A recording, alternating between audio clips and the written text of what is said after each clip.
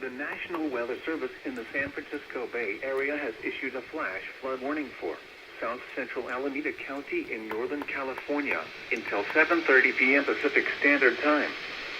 At 5:24 p.m. Pacific Standard Time, the automated gauge at Alameda Creek near Niles is receding, but remains near flood stage. The flash flood warning has been extended through 7:30 p.m. Pacific Standard Time. Mudslides are still possible this evening. Mudslides can consist of rock, mud, vegetation, and other loose materials. Turn around. Don't drown when encountering flooded roads. Most flood deaths occur in vehicles. A flash flood warning means that flooding is imminent or occurring. If you are in a warned area, move to higher ground immediately. Residents living along streams and creeks should take immediate precautions to protect life and property.